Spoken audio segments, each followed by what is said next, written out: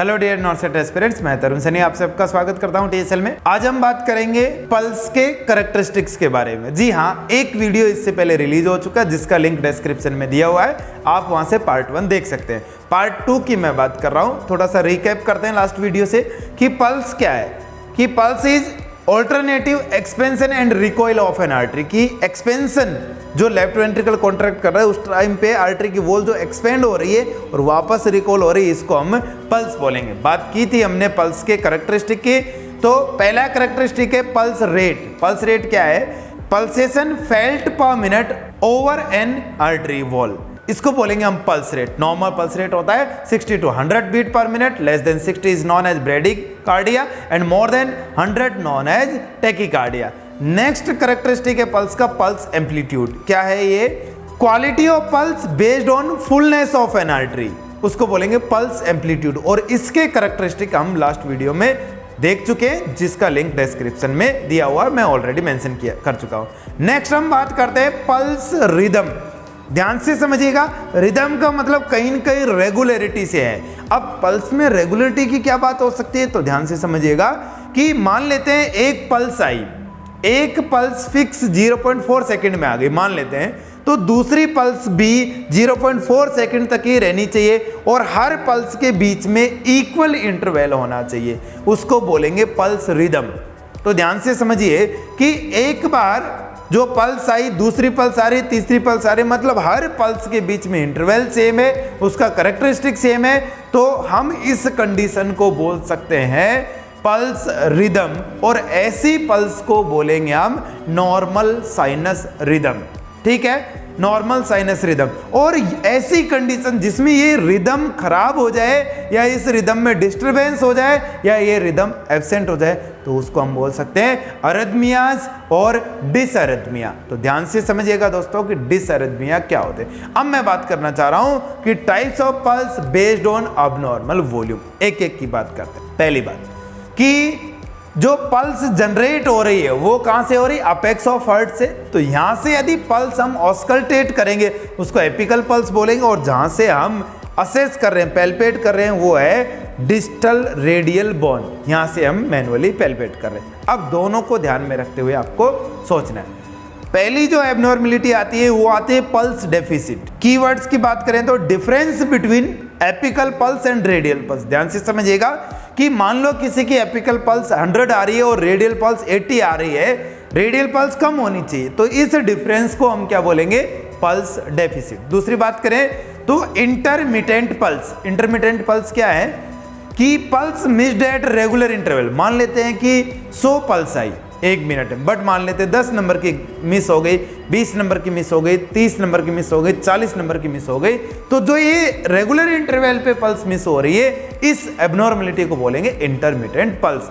Next abnormality आती है डाइक्रोटिक pulse. देखिए दोस्तों, यहां से आपको समझना, डाई मतलब डबल होता है, ठीक है। डाइक्रोटिक पल्स मतलब 1 आपके हार्ट बीट हो और 2 यदि डबल आर्टेरियल पल्सेशन हो, उस कंडीशन को हम बोलेंगे डाइक्रोटिक पल्स। और आगे चलते हैं तो आपने एक एबनॉर्मलिटी सुनी होगी, एट्रियल फिब्रिलेशन। फिब्रिलेशन का मतलब है, नॉर्मली समझिए, जैसे ये हार्ट नॉर्मल मान लेते हैं 100 बीट पर मिनट ये क्या कर रहा है? कॉन्ट्रैक्ट कर रहा है। बट ये ही मान लो 200 बीट पर मिनट करे तो ये ऐसे कॉन्ट्रैक्ट करेगा, नहीं तो ठीक से कॉन्ट्रैक्ट होगा, नहीं रिलैक्स होगा। इस कंडीशन को बोलते हैं फिब्रिलेशन।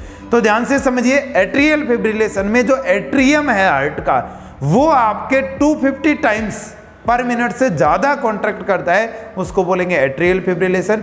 नेक्स्ट मेन पॉइंट पे बात करते हैं वेंट्रिकुलर फिब्रिलेशन। और वेंट्रिकुलर फिब्रिलेशन में जो वेंट्रिकल है, specially left ventricle of heart, ये आपके कॉन्ट्रैक्ट करेगा मोर देन 250 और 300 बीट पर मिनट। अब ध्यान से समझिए कि जब 300 beat per minute heart contract करेगा तो ऐसे कॉन्ट्रैक्ट करेगा बहुत फास्ट, ना तो इसमें कार्डियक फीलिंग होगी, ना इससे इजेकुलेशन और ब्लड होगा, कुछ भी नहीं होगा। तो जब ब्लड बाहर ही नहीं आएगा, स्ट्रोक वॉल्यूम बोलते हैं। एक बीट जब ये करेगा तो जो ब्लड बाहर आएगा उसको स्ट्रोक वॉल्यूम बोलेंगे, और स्ट्रोक वॉल्यूम को जब हार्ट रेट से मल्टीप्लाई कर देते हैं तो वो कार्डियक आउटपुट हो जाता है। तो यहाँ पे कोई कार्डियक आउटपुट नहीं है, कोई स्ट्रोक वॉल्यूम नहीं है। तो ध्यान से समझिएगा, पल्सलेसनेस देखने को मिलेगी, मतलब कोई पल्स यहाँ पे देखने को नहीं मिलेगा। अब मेन पॉइंट है कि जब पल्सलेसनेस देखने को मिले, whether it is due to ventricular fibrillation और पल्सलेस वेंट्रिकुलर टैकीकार्डिया, दोनों कंडीशन में यदि कार्डियक आउटपुट नहीं है, यदि पल्सलेस नहीं है, तो इमीडिएटली पेशेंट को डिफिब्रिलेट करना पड़ेगा, पेशेंट को शॉक देना पड़ेगा। और शॉक देने में फर्स्ट आपके एनर्जी आप सेलेक्ट करोगे वो 200 जूल, सेकंड शॉक में 300 जूल और थर्ड शॉक देंगे उसमें 360 जूल आप एनर्जी इसके अंदर सेलेक्ट करोगे। नेक्स्ट में बात करूं कि नेक्स्ट पल्स का फीचर है पल्स वॉल्यूम। वॉल्यूम मींस वो amount of blood by which pulse is exerted और क्रिएटेड, इसको हम बोलेंगे pulse volume. Amount of blood by which pulse is exerted और क्रिएटेड, इसको बोलेंगे पल्स वॉल्यूम। ध्यान से समझिएगा, इसमें मान लेते हैं पेशेंट शॉक में है तो एक स्पेशल एबनॉर्मलिटी देखने को मिलेगी पल्स वॉल्यूम की। इसके लिए मैं बोर्ड का यूज करना यहाँ पे चाहूंगा मैनुअली। देखिए बोर्ड पे आप एक बार मान लेते हैं ये आपके एक ग्राफ है पल्स का, और इधर की तरफ देखें तो एक्सपेंशन हमने पल्स का यहाँ पे लिखा है और इधर की तरफ टाइम है। तो नॉर्मल पल्स कैसे आती है उसकी मैं बात कर रहा हूँ। तो देखिएगा, मान लेते हैं ये पल्स का एक्सपेंशन हुआ, ये रिकॉइल हुआ, फिर ये पल्स का एक्सपेंशन हुआ, फिर रिकॉइल हुआ, फिर ये पल्स का एक्सपेंशन हुआ, रिकॉइल हुआ। ये एक और मान लेते हैं कि ऐसे एक्सपेंशन, ये नॉर्मल बात है। बट जो मैं समझाना चाह रहा हूं उसमें क्या होगा, ध्यान से समझिएगा कि ये पल्स का एक्सपेंशन मान लेते हैं यहां एक्सपेंशन हुआ और इसमें मान लेते हैं 0.3 सेकंड लगा, तो ये पल्स का एक्सपेंशन अब होगा वो 0.3 सेकंड में नहीं होगा, उससे पहले हो जाएगा। तो रैपिडली एक्सपेंशन देखने को मिलेगा और ज्यादा भी होगा।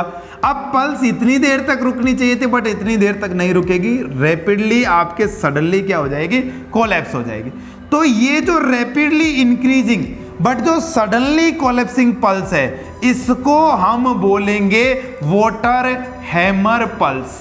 क्या बोलेंगे, वाटर हैमर पल्स। ऐसे लग रहा है जैसे किसी ने हमें पानी का गुब्बारा जोर से मारा हो, वाटर का हैमर मारा हो, ये याद रखने का एक तरीका है। तो वाटर हैमर पल्स जो है वो देखने को मिलेगी आपको कौन सी कंडीशन में, जब पेशेंट शॉक में गया हुआ हो, सिंपैथेटिक नर्वस सिस्टम उसका एक्टिवेट हो गया हो, इस कंडीशन में देखने को मिलेगी, या फिर पेशेंट को सीवियर एल्कोहलिज्म वाला केस हो जिसमें वॉल्यूम बहुत कम हो जाए।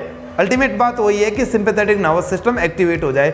एक चीज और इसके अंदर है कि यदि अओर्टिक रीगर्जिटेशन, अओर्टिक वॉल है वो यदि बैकफ्लो हो जाए उसमें अओर्टिक रीगर्जिटेशन, तो उसमें भी देखने को मिलेगी। ध्यान से समझिएगा दोस्तों, it is also known as Corrigan's pulse.